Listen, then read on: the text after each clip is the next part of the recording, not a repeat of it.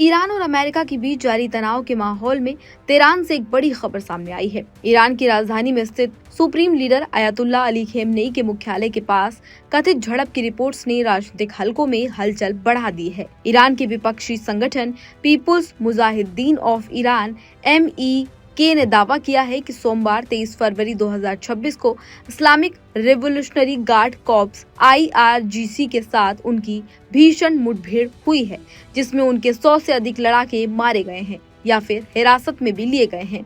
MEK ने आरोप लगाया है कि उनके लड़ाके खेमेनेई के हेडक्वार्टर के पास अपने एक ऑपरेशन को अंजाम देने के लिए पहुंचे थे, जहां उनकी IRGC के साथ झड़प हो गई। संगठन का कहना है कि देर रात तक उसके 150 से अधिक सदस्य सुरक्षित अपने ठिकानों पर लौटते सफल रहे।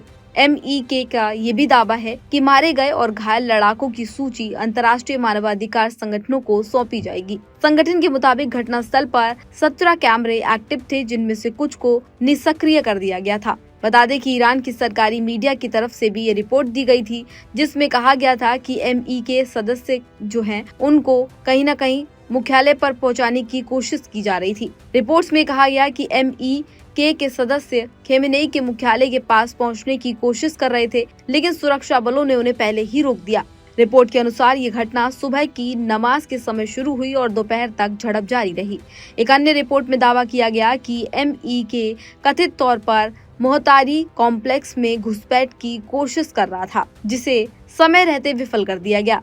MEK अपने बयान में ये भी कहता हुआ नजर आया कि झड़प के दौरान भारी संख्या में खेमेनेई समर्थक भी हताहत हुए हैं और परिसर के आसपास बड़ी संख्या में एम्बुलेंस देखी गई। हालांकि इन दावों की स्वतंत्र पुष्टि नहीं हो पाई है। वहीं ईरानी सरकार लंबे समय से MEK को आतंकी संगठन मानती रही है और उस पर विदेशी खुफिया एजेंसियों के साथ मिलकर साजिश रचने का आरोप भी लगाती रही है। मीडिया रिपोर्ट्स में ये भी बताया गया कि ईरान की मौजूदा सरकार का मानना है कि अमेरिका विशेष रूप से राष्ट्रपति डोनाल्ड ट्रंप के दौरे की नीतियों के तहत क्षेत्रीय अस्थिरता का फायदा उठाने की कोशिश करता है। हालांकि इस पूरे घटनाक्रम पर अमेरिका की ओर से कोई आधिकारिक बयान अभी तक नहीं आया है। फिलहाल तेहरान की स्थिति को लेकर साफ तौर पर स्वतंत्र जानकारी सीमित है। वहीं MEK और ईरानी सरकार एजेंसियों को जो दावे हैं उन पर क्या सच्चाई है, या MEK सही बोल रहा है या फिर सरकारी एजेंसियां क्या कह रही हैं, उस पर क्या सच्चाई है, ये आने वाले दिनों में साफ होगी। लेकिन इतना तय है कि ये घटना ईरान की आंतरिक राजनीति और क्षेत्रीय सुरक्षा पर गहरा प्रभाव जरूर डालती नजर आ रही है। इस जानकारी में फिलहाल इतना ही। इसी तरह की तमाम अन्य जानकारियों के लिए देखते रहिए इंडिया न्यूज।